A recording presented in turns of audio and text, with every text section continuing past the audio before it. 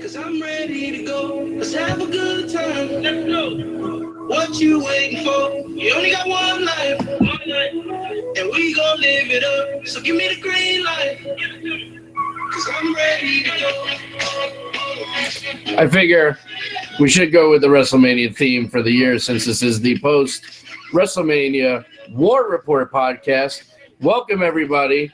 As you can see, Vinnie Mac once again is not with us as he is still in beautiful Orlando because he was at WrestleMania, that motherfucker. But we love him anyway. And so, yeah, you got myself, you got Eric, you got Kat. I'm sure Ryan the intern's going to be jumping in. Big Heck, maybe. We'll see. You never know. It could happen. But welcome to the post-War Report podcast to WrestleMania. Boy, do we have a lot to talk about. And the first thing I want to start with when we bring up WrestleMania, and I want to hear everybody's thoughts, and, we'll break everything down and all that. But my first initial reaction is 7 fucking hours. 7 hours. Yeah. I mean, dude, I love wrestling. I have always loved wrestling. It's been a passion of mine forever, but 7 fucking hours. I mean, that's 7 hours. It started to get a little brutal. As much as I enjoyed it, and listen, I have some pros, I have some cons. Do I think this was, the best WrestleMania ever? No. Do I think it was the best WrestleMania top 5? I don't know that I could say that either, and I'll explain my reasons as we go on. But I did think it was great, and I will say the best set ever. The set was just spectacular. It would have been cooler though if the roller coaster was actually running. I mean, you had, and I don't know if you guys know this, but the ramp, which was like the longest fucking ramp ever, but that went all the way through the back, through the curtain, through the gorilla position, all the way back to the other side of the arena, out to the 40-yard line. Holy crap. So to give you a real perspective in football, that's how long that ramp was. And all I kept thinking to myself was, The Undertaker's entrance is going to be an hour. Who knew he was going to get, and we'll get into that too. And even like at the end before The Undertaker did his thing, and we'll get into that.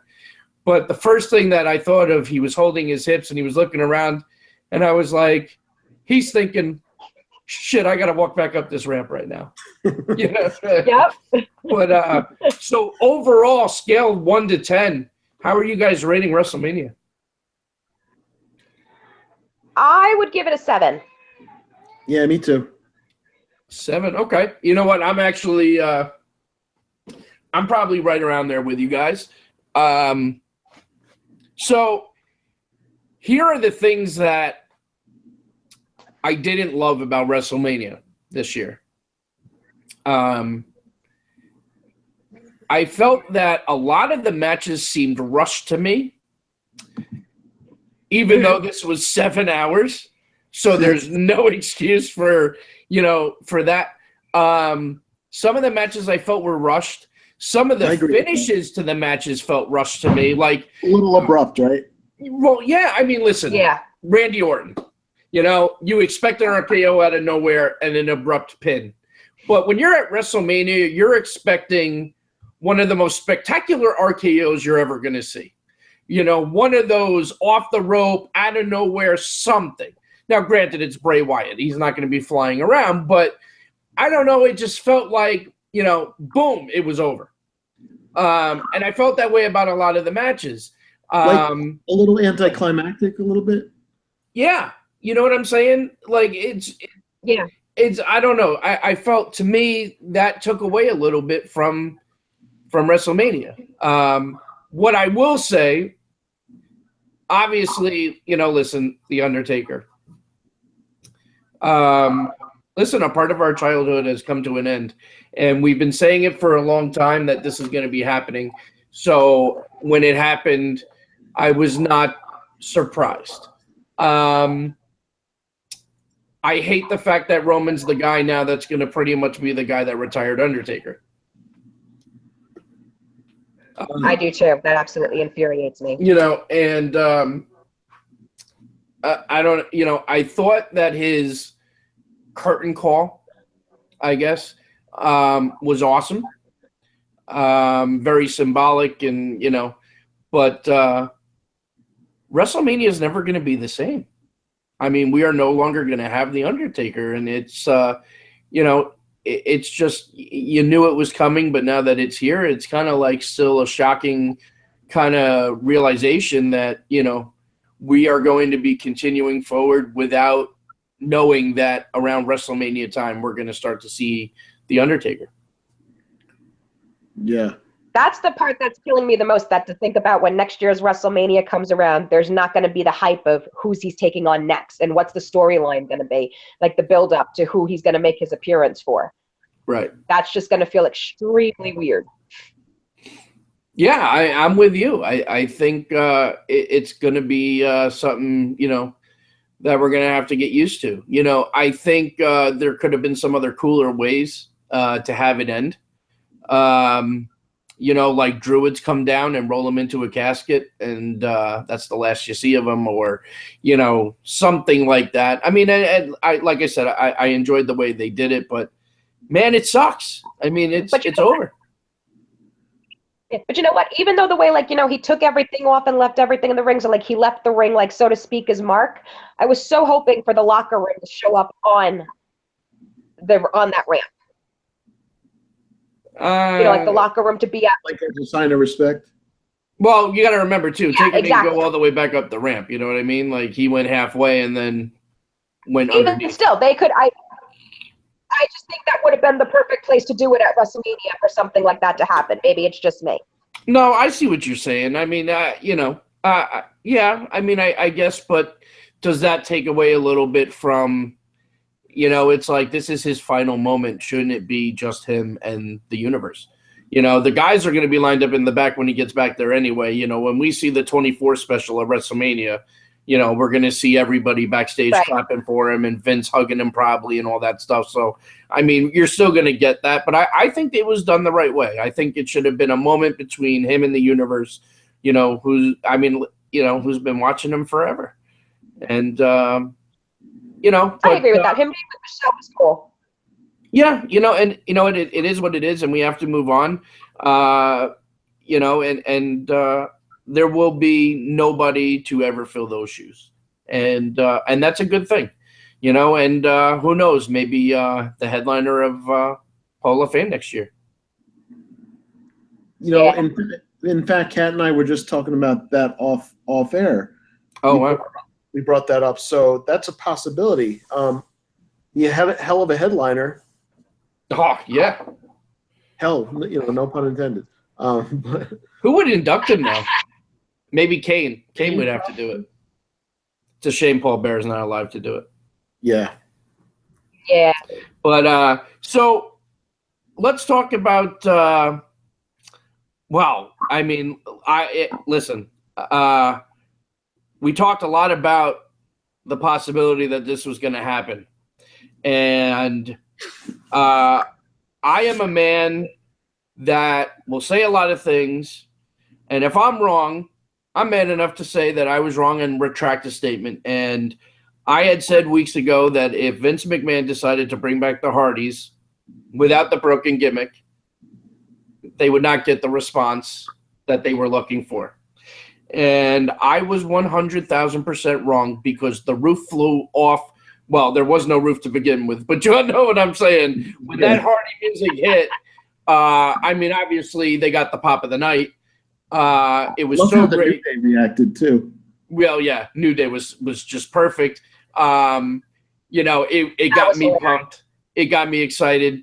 And of course, to see them win the titles was great. Although I still think Enzo and Cash should have had a moment, but now, so we talk about the broken, right? Because obviously the crowd's chanting all the deletes and you know, everything else, and Matt's still kind of using some of the verbiage he used, but he's not really doing the voice or doing the gimmick all full throttle, obviously. It's not full on, but he's dropping a couple things here and there. Well, right. And what's interesting is, did anybody see his tweet?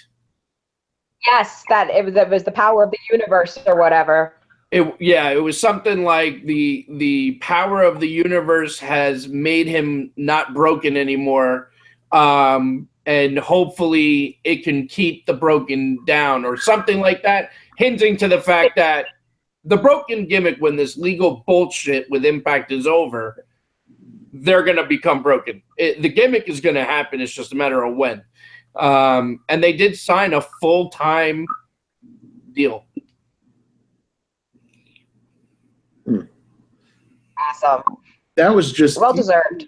When the music hit, like there was a split second where I thought, okay, is the New Day going to insert themselves in the match? Like I thought that for. Well, that's why they came out with their gear on, so that we felt that way. But impression, they did a good job with it. I'm glad to see the Hardys back. I mean, listen, quite frankly, if Matt was convinced 100% the broken gimmick wasn't going to happen anymore, he'd probably get rid of that gray streak in his hair. Right. Yeah, that's a good point. I have my moments, Well, but even when he was walking down to the ring and everything, he was still doing like delete to them and everything. He was making it known. He did some faces. He made some faces, and Yeah. Yep. Well, I mean, listen, at the end of the day, the crowd is going to do delete. I mean, it was wonderful. Yeah, it was delightful. But so that was a great moment. Couple surprising things, though. No Baylor, no Joe, no Hogan, things like that. No Austin, no Michaels, and we know Michaels was there, obviously, because he was in the pre-show. But I was kind of surprised, even the Triple H match with Rollins being clean for the most part. And how about Stephanie McMahon taking a table bump? Wow, props to Steph. Yeah, good for her. That takes a lot. I don't recall her like that going through a table. You don't recall her going through a table? That was the biggest spot of the match. No. Like ever before. Oh, ever. The Dudleys never put her through a table? They might have. I don't know. The Dudleys never put her through a table, but didn't Triple H pedigree her onto a table once? I'd have to research I think Triple H pedigree her. He's definitely taken some serious photos. But that was like a biggest surprise of that match. Yeah, I didn't see that coming. And that was, how about that motorcycle? Yeah. That was sick. That's badass, I thought. That was $100,000 motorcycle. I think the Choppers did it. Ah, I love them. I'll tell you what. This is a small thing, and it's a different match. The Raw tag title match. I loved Sheamus and Cesaro's entrance. Yeah. Well, and let's talk about the entrances for a second. Yeah. That new ramp, where like when Orton came down, the snake was with him, and or he lit it on fire with the torch. Right, and Roman did the Superman punch, and things went down. Like that was pretty cool. And if you noticed on Raw, they kept that rampway going, so it looks like maybe some of those things, like Orton. I didn't catch it, but Orton may, if that snake, that's a cool addition to the entrances. I thought the entrances were awesome. Yeah. And still, I can't say enough about the set. The set was incredible.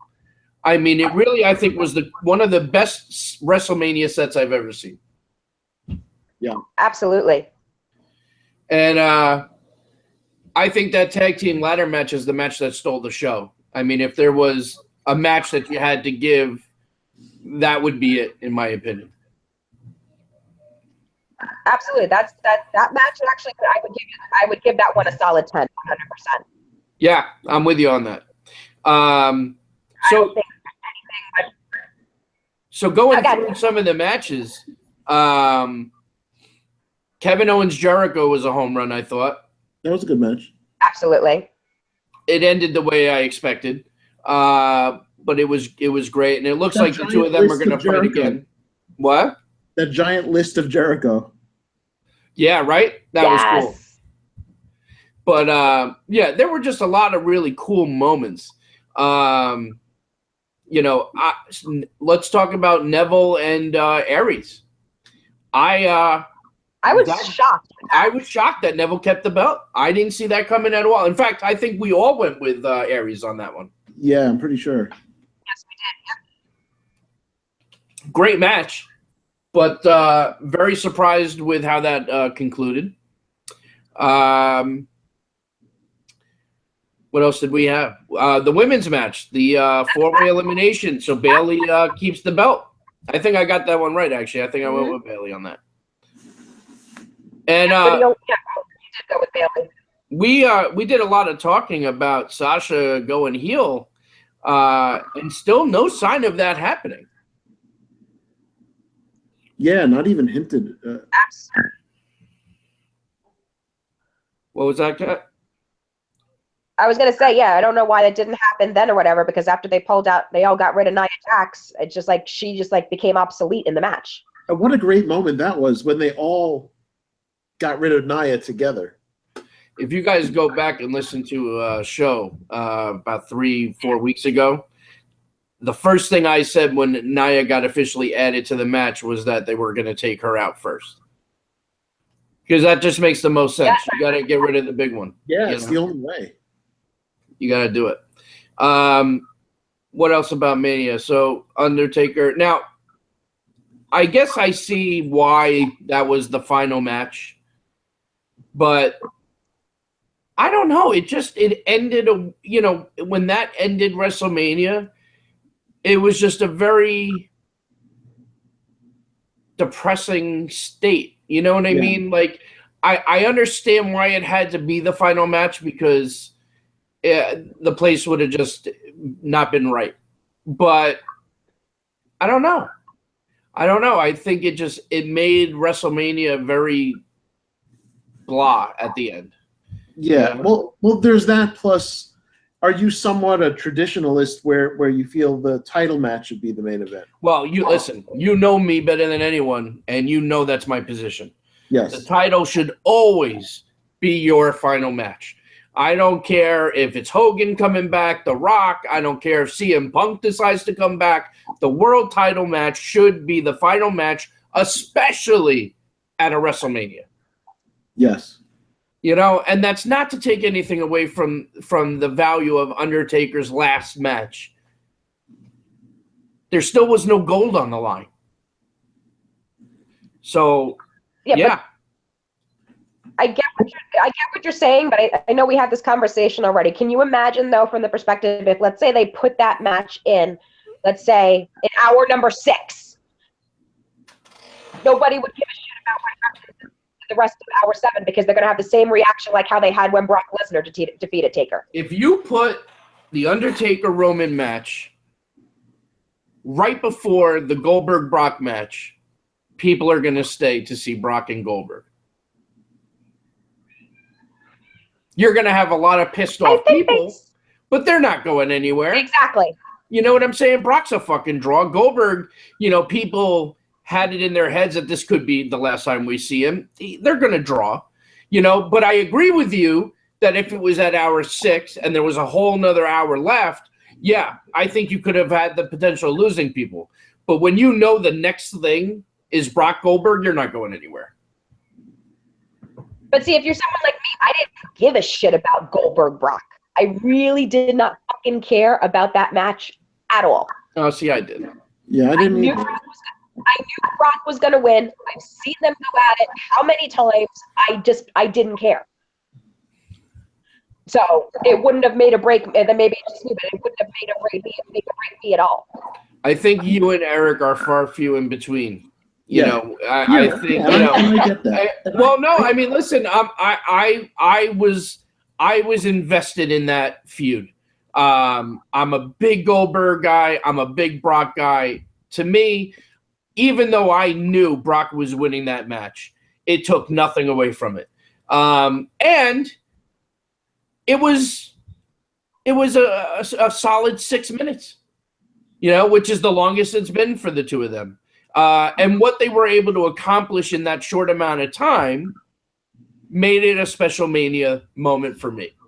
So okay, but you know what, Steve? You just actually answered your own question. Do you want the last match of WrestleMania to only be 6 minutes long just because it's a title bout?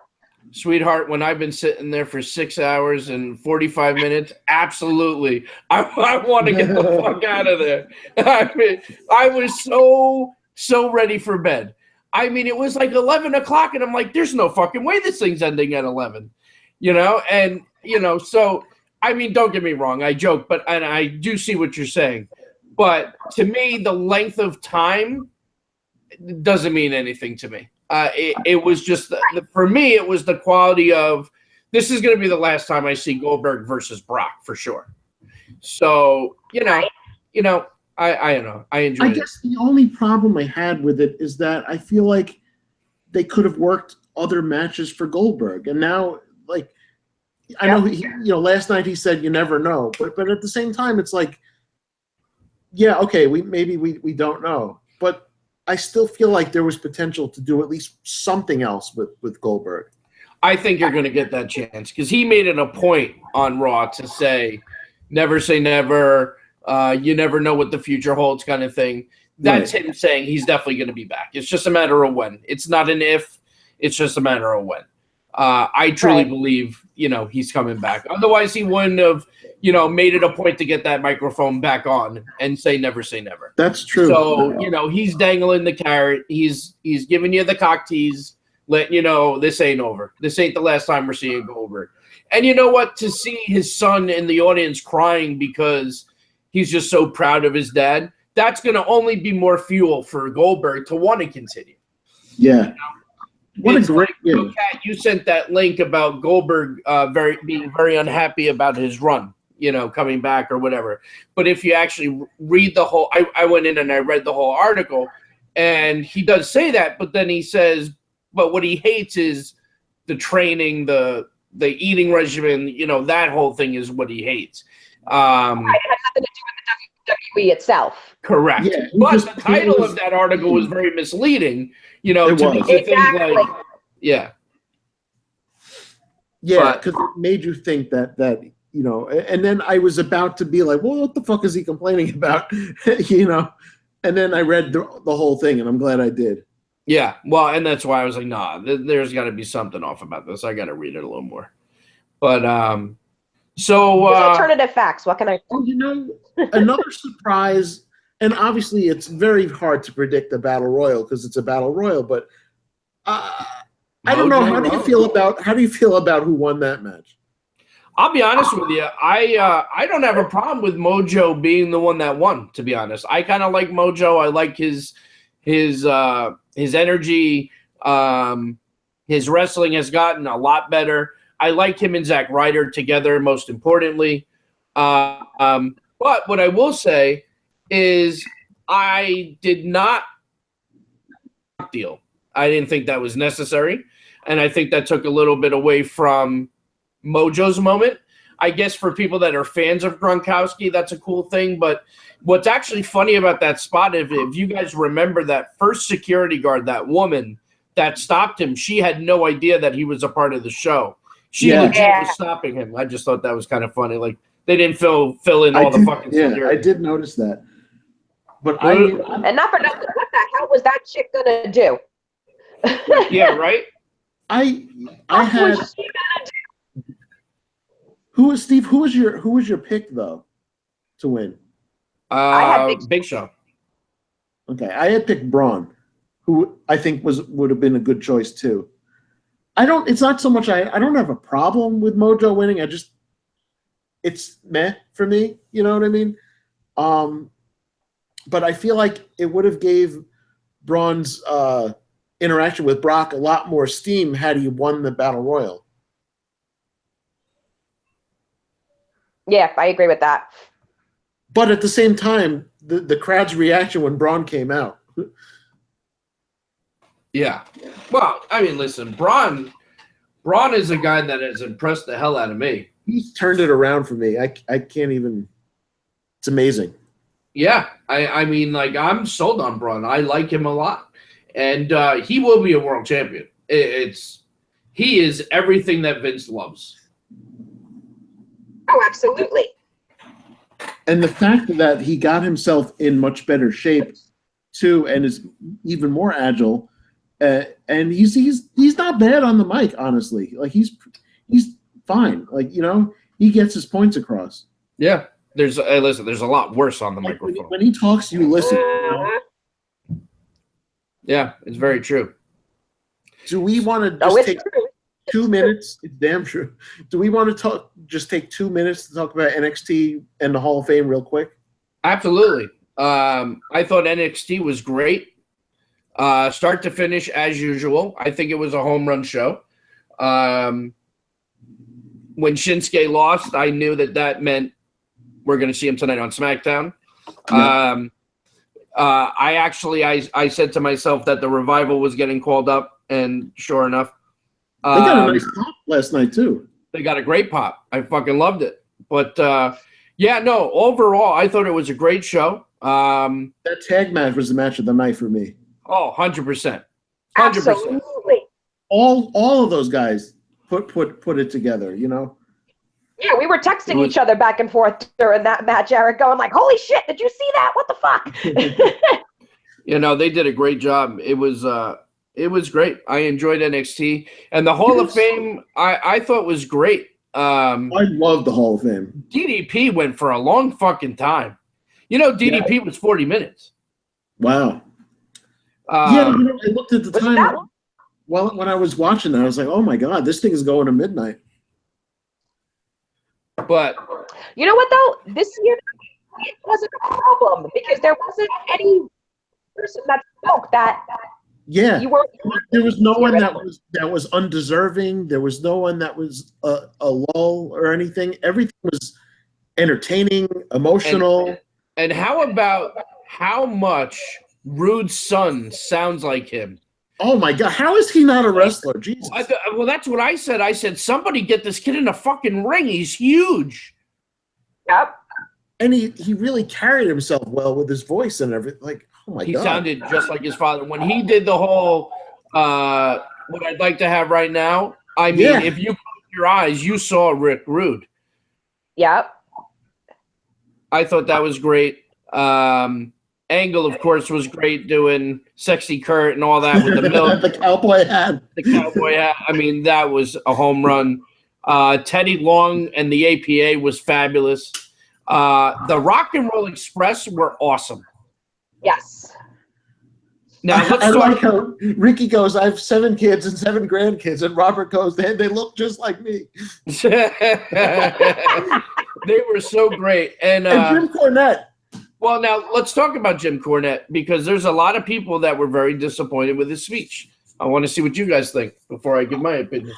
I loved it, but I get what people are saying as far as they were expecting a lot more, like, you know, just ridiculousness, I guess. But they were expecting a pipe bomb. Yeah, and I get that, but at the same time, he's a professional. He can hold his composure when he has to. It wouldn't have been the right place for him to drop his pipe bomb and do his outlandish shit and everything like that. That's not the time and the place. He'd never be invited ever again, you know? I happen to think... he knows that. He knows... I happen to think Cornette's speech was fabulous. Yeah. I thought it was very well done. I mean, listen, I think it would have been great if he did something, you know, even like something, the smallest something, just, you know, but I think it was great. I mean, there's nobody more deserving to do the honor than Cornette in that situation. And, you know, listen, you never know what happened when the cameras were off and his interaction with Vince and everybody else. Who knows? Maybe we'll get Cornette back in the WWE at some point. You never know. Yeah, I mean, look, they might induct the Midnight Express at some point. Yeah. Well, I mean, listen, they should get inducted. Yeah. Absolutely. Beth Phoenix. I really enjoyed hers as well. Tony Chimmel made the whole thing for me. That was great. That was awesome. As soon as he came out, I was like, oh my God, this is awesome. But I'll tell you too, Beth Phoenix's speech was fantastic. I mean, it was a very interesting story. I enjoyed everything about. I loved everything about the Hall of Fame. I mean, it was a home run all the way through. And I have to say, you guys know that. What's up? I was going to say, you guys know that Edge had no idea that Beth Phoenix even arranged that. Yeah, you can tell by looking at his face. She did an after thing too. He had no idea that Shimmer was doing that. That was fantastic. But jumping to like a Hall of Fame moment that didn't actually happen at the Hall of Fame, when Vince came out last night before he was about to announce Angle, and Teddy Long came out. That was funny as hell. My bad. That was hilarious. That was Hey, by the Teddy, way, stop dancing. Not to shift gears, but I got to rewind this back to Mania because I forgot to bring up one thing. I did remember hearing myself sometime weeks ago saying that I had a gut feeling that John Cena was going to propose after WrestleMania's match. You did say that. And, well, lo and behold, they are now engaged. And that fucking ring, I would love to know how much that set him back because that is a diamond. Yeah. And you know, and I understand the crowd is raucous because it's WrestleMania, but like, stop it. You know, it's a beautiful moment. I thought. You know, I mean, obviously, it's no Savage Elizabeth, but still, it was a beautiful moment, and you know, and I enjoyed it. I'm very happy for them. I think it was very cool, especially since John Cena forever was telling her that he never wanted to get married again. So I thought that was very cool. You know, people shit on it, and Steve, you had mentioned that you can admit when you're wrong. I want to do that myself. I'm going to admit something that I was wrong about, and that's the mixed tag match. I wasn't sold on it when it first started. You know, I was like, I don't know. I feel like it's a waste of Cena and this and that. As the weeks went by, and you had these segments where Miz and Maurice were hysterical, really bringing it, and Cena brought it back, you know, and Nikki too.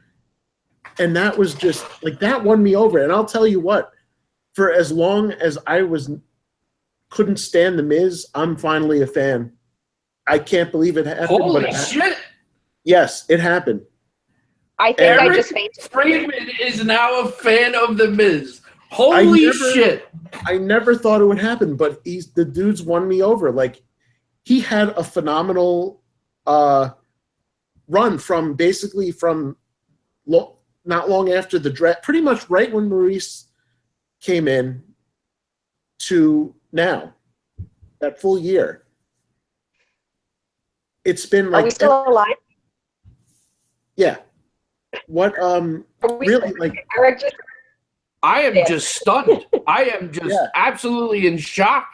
No, look, I can't believe I'm saying it myself, but it's happened. Like those, and especially the Total Bellas thing was hysterical.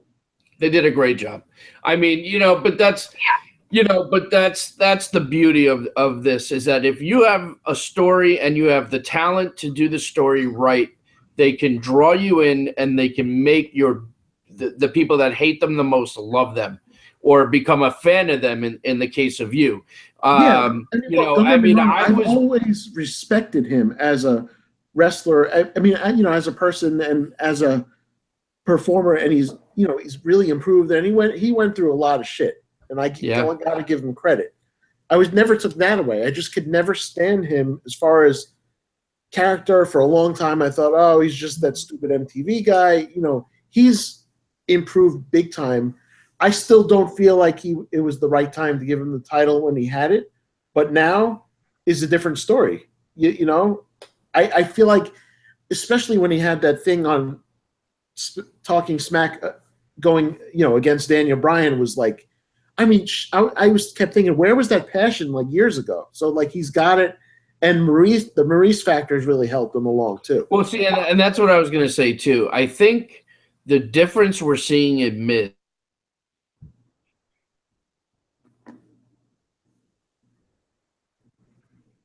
it's something that brings the best out of him, and together they're great on camera and off camera. So I see big things continuing to happen for Miz and Maurice. I think it was well done. I was brought in from the beginning. I loved everything about it. I looked forward to that match, and they delivered.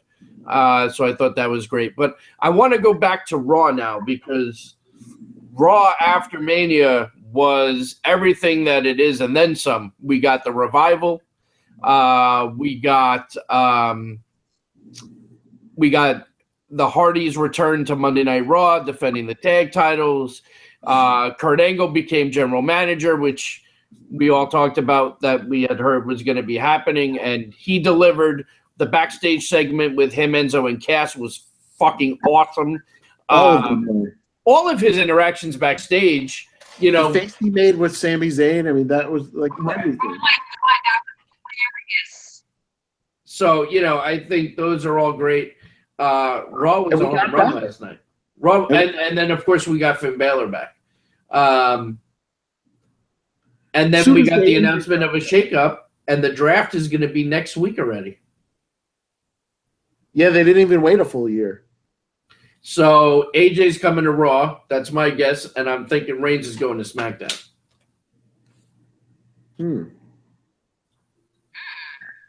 Now, I don't know how I feel about that. If Reigns goes to SmackDown, Which one? Which one don't you feel? AJ coming to Raw or Reigns going to SmackDown? Reigns going to SmackDown. I don't know how I feel about that. You want to keep him on Raw? I want to delete him, but delete. I think SmackDown right now has a better product, and I don't know who. I guess with a draft, because they're going to switch everybody around, that maybe he'll get some better opponents, whatever. But if they do much of the switching, whatever, who the fuck is Reigns going to go against?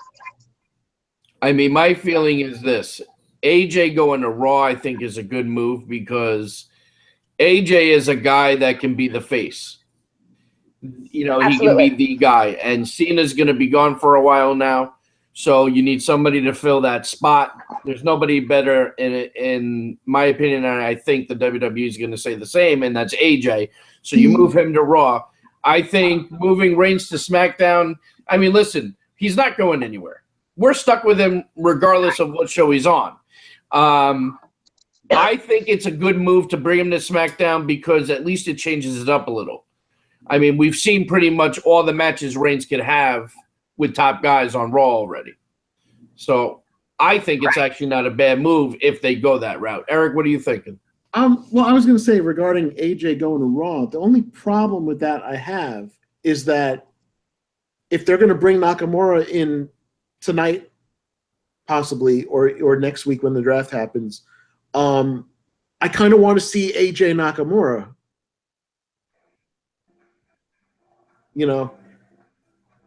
I think either way, to Raw, I think either way you're going to get that eventually. Listen, just do because Shinsuke shows up on SmackDown tonight doesn't mean he doesn't get drafted in the draft. Right, that's true. Plus, they've been known to do every once in a while an interpromotional match.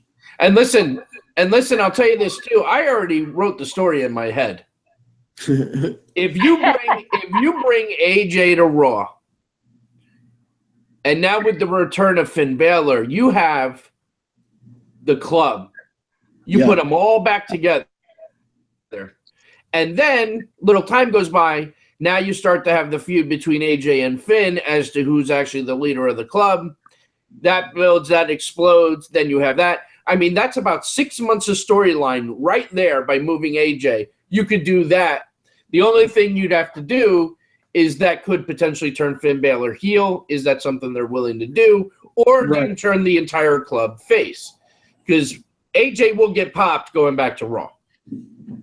And you know what? And that actually makes it even better for Reigns to go to SmackDown. And I think along with Reigns should be Rollins as well. So then you could have the Shield reform even if it's just one night only, just as separated from the club, Yeah. I mean, that's a possibility if they're going to go that route. Faction thing on Raw, one major faction thing on SmackDown. I mean, the only thing that I say to that is, I got the impression Reigns cut a heel promo last night, and all he said is, "This is not my yard." But that was a heel type promo. So Yeah. was that the start of the official heel turn for Roman? It could be. Which is the best idea ever.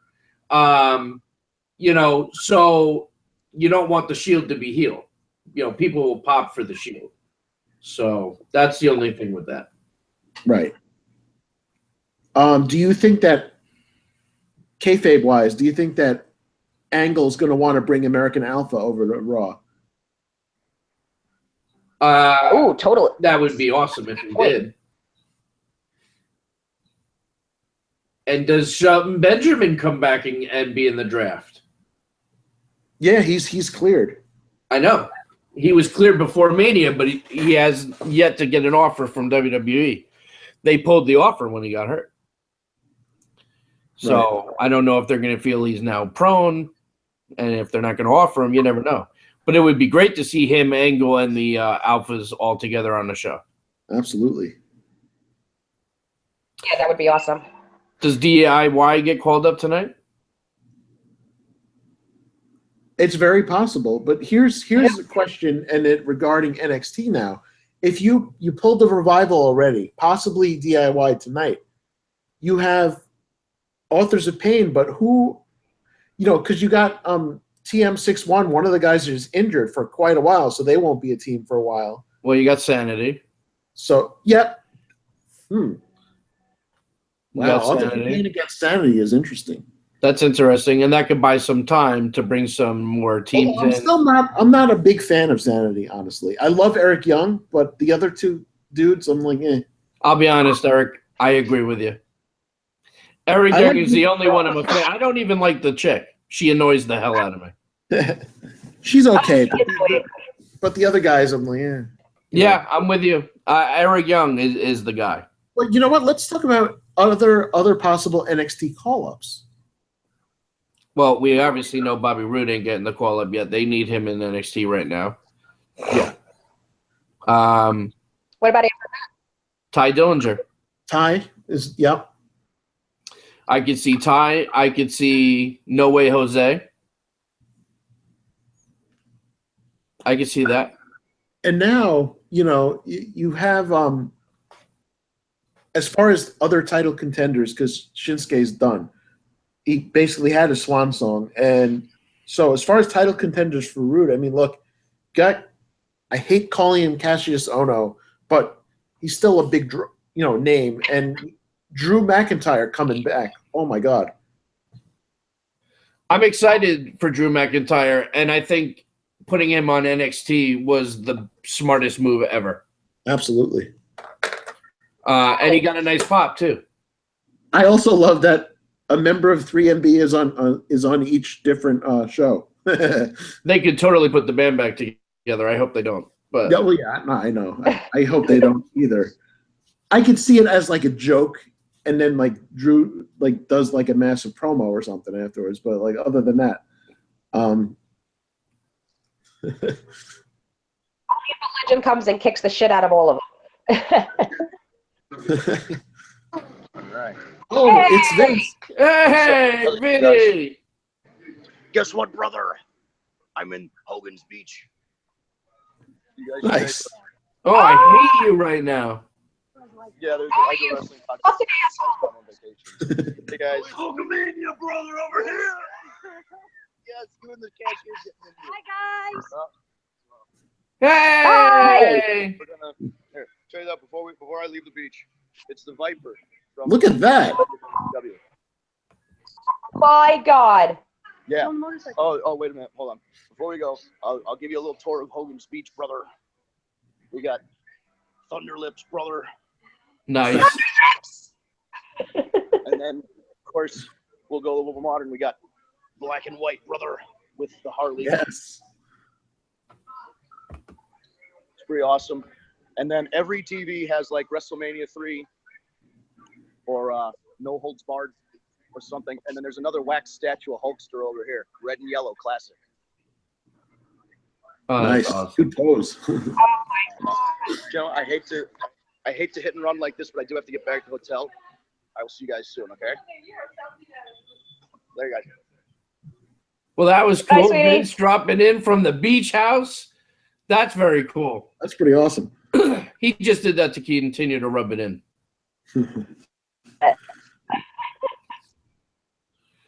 Very, very cool. Very cool. So, yeah. Now, so you think is SmackDown still in Orlando as well? Yes. So does SmackDown outdo Raw? We'll find out. Because this will obviously now be considered the best SmackDown of the year, no? Yeah. Well, if not, Shinsuke Nakamura's coming on tonight. It can definitely be pretty close to possibly beating Raw.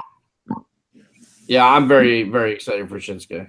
You'd never know. Yeah, you just never know what's going to happen. I mean, I love that now that there's not only the Raw after Mania, but now the SmackDown after Mania. That's just fantastic. Let's see how the crowd behaves tonight. Oh, it's going to be the same crazy people. Oh my God! When they said to Reigns, "Go away for a later." Dude, I'll tell you what, man. He took it like a champ, though. Yeah, he did. That was 10 straight minutes of getting booed, being called a fucking asshole. I mean, absolutely. The heat that he draws is unbelievable. I feel like at the beginning of when this heat really first began, I didn't feel like he could really handle it, but now he handles it like a champ. He probably got a pep talk from John Cena. Charlotte too. Charlotte was like at first was a little shaken, and then now she just loves it. Yeah, Charlotte's I will great. give Reigns all the credit in the world that he did take that really, really good last night because they were horrible to him. And that's, you know what? And that made him, like, his words all he needed to say. And mic drop. Yeah, he didn't have to say anything else. He took it like a champ just to get in those 5 words. Yep. So, all right, well, listen, guys, we got about 12 minutes left. I was thinking maybe we'll cut off a couple minutes early just to get ready for SmackDown because this is one I'm definitely watching on time. Anybody have anything else they want to add before we wrap things up for the night? No. What? How's the membership looking for Tag Me a Date?